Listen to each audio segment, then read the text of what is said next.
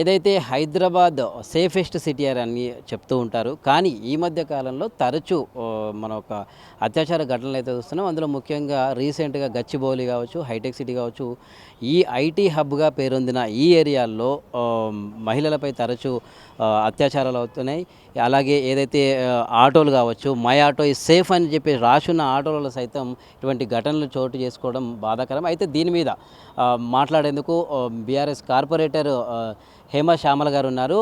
చూద్దాం ఆమె ఏ విధంగా స్పందిస్తారు ఈ అత్యాచార ఘటనల మీద, అలాగే క్రైమ్ రేట్ దాన్ని బట్టి కూడా, అలాగే ప్రభుత్వ వైఖరి మీద కూడా ఏ విధంగా స్పందిస్తారో అడిగి తెలుసుకుందాం. మేడం చెప్పండి, నిన్న మొన్న ఘటనలు చూస్తుంటే గచ్చిబౌలి లాంటి ఏరియాలు కావచ్చు, ఐటీ హబ్ పేరున్న ఏరియాలో కావచ్చు, తరచూ టెక్కీల మీద కావచ్చు, ఇంకా మిగతా మహిళల మీద కావచ్చు అత్యాచార ఘటనలు వెలుగులోకి వస్తున్నాయి. దీని మీద మీ రియాక్షన్ ఏంటి? నిజంగా అది చాలా దురదృష్టకరమైన ఇన్సిడెంట్ అండి. అసలు ఈ 10 నెలల కాలంలో కేవలం ఇది ఒక్కటే కాదు, మీరు నిన్న మొన్న అంటున్నారు, కానీ 10 మంత్స్ నుంచి ఎన్నో ఇన్సిడెంట్స్ తెలంగాణ రాష్ట్రంలో కాంగ్రెస్ ప్రభుత్వం వచ్చిన తర్వాత జరుగుతుంది. కానీ దాని మీద ఎటువంటి రివ్యూ చేయకుండా నెగ్లెక్ట్ చేస్తున్న కాంగ్రెస్ ప్రభుత్వం, అంటే ముఖ్యమంత్రి రేవంత్ రెడ్డి గారే మనకి హోం మంత్రిగా ఉన్నారు. కానీ ఇప్పుడు దాకా ఆయన అసలు హైదరాబాద్ తెలంగాణ రాష్ట్ర భద్రత గురించి ఒక రివ్యూ చేసింది లేదు.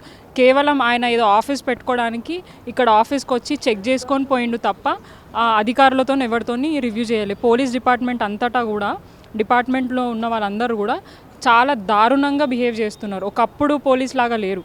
ఒకప్పుడు 10 సంవత్సరాలు కేసీఆర్ గారి ప్రభుత్వం ఉన్నప్పుడు ఎంత హుందాగా ఫ్రెండ్లీ పోలీసింగ్ ఉండి ఎంత చక్కగా వాళ్ళు అడ్మినిస్ట్రేషన్ని అవి నిర్వహించారంటే అది చెప్పుకోలేరు. ప్రజలందరూ కూడా చాలా అప్రిషియేట్ చేశారు. కానీ ఇప్పుడు 10 మంత్స్ నుంచి పోలీసులన్నీ ఇష్టం వచ్చినట్టు తిడుతున్నారు. ఆ పరిస్థితి తీసుకొచ్చిన కాంగ్రెస్ ప్రభుత్వాన్ని కూడా అదే అదే రకంగా తిడుతున్నారు. మన ప్రభుత్వంలో మహిళల గురించి ఎంతో ఆలోచించి టీమ్స్, షటిల్స్, క్యాప్స్ ఇట్లాంటివి ఏర్పాటు చేసి మహిళలకు ఎటువంటి ఇబ్బంది కాకుండా చూడడం జరిగింది.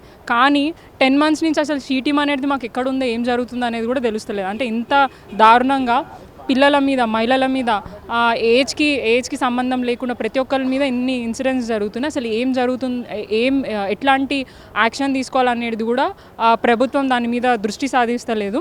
ఇది ఒక్కటే కాదు, కేవలం వాళ్ళు దోచుకోవడానికే రాష్ట్రంలోకి వచ్చిండ్రు. ఎందుకంటే పరిపాలించాలని అంటే ఆయన చెప్పిన ఏవైతే స్కీమ్స్ కానివ్వండి, హామీలు కానీ అవి ఇప్పటిదాకా కూడా నెరవేర్చలేదు. వచ్చిన 100 రోజుల్లో నేను ఎన్ని గ్యారెంటీలు చేస్తానన్నాడు, కానీ వచ్చిన నెక్స్ట్ డేనే తెలంగాణ రాష్ట్రం అంతటా అప్పుల పాలైపోయింది. కేసీఆర్ నేను లంక బిందెలు ఉన్నాయని వచ్చినా, కానీ చూస్తే ఇక్కడ అంత అప్పులు ఉన్నాయని అన్నారు. మళ్ళీ అప్పుడు వాళ్ళ అంటే మా బీఆర్ఎస్ పార్టీ ఉన్నప్పుడు కాంగ్రెస్ నాయకులు బడ్జెట్ జరుగుతుంటే ఏమేమి అప్పులు ఉన్నాయి, ఎంత ఉన్నాయి, ఏంటిది అనేది వాళ్ళకి అవగాహన ఉంది. ఎందుకంటే ఈయన ముఖ్యమంత్రి రేవంత్ రెడ్డి గారికి అయితే అవగాహన లేదు. ఎందుకంటే ఆయన మంత్రి చేసిన ఆయన కాదు, అప్పుడు లాస్ట్ టైం ప్రభుత్వంలో ఉన్నప్పుడు ఎమ్మెల్యే కాదు. సో ఏం జరిగింది అసెంబ్లీలో ఆయనకు తెలియకపోవచ్చు. కానీ అక్కడున్న బట్టి విక్రమార్క గారికి కానివ్వండి, సీతక్క గారికి కానీ ఇంకా మిగతా ఎమ్మెల్యేలు ఉండే, మళ్ళీ వారికి తెలియదు తెలంగాణ రాష్ట్రంలో ఎన్ని అప్పులు ఉన్నాయి, ఏం జరుగుతుంది, రాష్ట్రంలో ఎంత డెవలప్మెంట్ అయినా. అంటే డెవలప్మెంట్ అయితే మాత్రం కాంగ్రెస్ ప్రభుత్వంలో ఖాతాలు వేసుకుంటున్నారు. ఏవైనా ఇట్లాంటి ఇన్సిడెంట్స్ జరిగితే బీఆర్ఎస్ పార్టీ చేసింది, బీఆర్ఎస్ పార్టీ వల్లనే ఇవన్నీ జరుగుతున్నాయి అని చెప్పేసి మాట్లాడుతున్నారు. అంటే బీఆర్ఎస్ పార్టీ కేవలం 10 సంవత్సరాలు ఉంది. దానికంటే ముందే ఏ పార్టీ ఉండే, ఇప్పుడు ఏ పార్టీ ఉంది. అంటే వాళ్ళు వచ్చిన తర్వాత కొత్తగా వచ్చింది అని అంటారు. మా తాతల కాలం నుంచి ఉంది కాంగ్రెస్ పార్టీ. ఇప్పుడు ఏదో వచ్చి మేము కొత్తగా వచ్చినా మాకు టైం ఇవ్వాలని అంటున్నారు. టైం ఎవరికి ఇవ్వాలా? కొత్తగా ఇప్పుడు మాలాంటి బీఆర్ఎస్ పార్టీ, టీఆర్ఎస్ కొత్తగా వచ్చిన పార్టీ వాళ్ళకి టైం ఇవ్వాలి, కానీ వీళ్ళకి కాదు. ఎన్నో 60 సంవత్సరాల పైగా, 100 సంవత్సరాల పైగా ఉన్న చరిత్ర కాంగ్రెస్ పార్టీది. పరిపాలన చేతగాక ఇట్లాంటి వ్యాఖ్యలు చేయడం అనేది కరెక్ట్ కాదు. ప్రజలని దృష్టిలో పెట్టుకొని వాళ్ళకి ఏదైతే హామీలు ఇస్తా అని చెప్పినారో దాన్ని ఫుల్ఫిల్ చేయండి. ప్రజలకి ఏం సమస్యలు జరుగుతున్నాయి దాని గురించి మాట్లాడండి తప్ప అనవసరంగా బీఆర్ఎస్ పార్టీ ప్రశ్నిస్తుందని చెప్పేసి ఇష్టం వచ్చినట్టు మా నాయకుల మీద అక్రమ కేసులు పెట్టండి. పోలీస్ డిపార్ట్మెంట్కి ఇప్పుడు ఏం పని ఉందంటే కేవలం బీఆర్ఎస్ పార్టీ నాయకులను టార్గెట్ చేసి వాళ్ళ మీద ఎఫ్ఐఆర్ చేయాలి. అది ఆ పని తప్ప ఇంకొక పని వాళ్ళు చేయట్లేదు.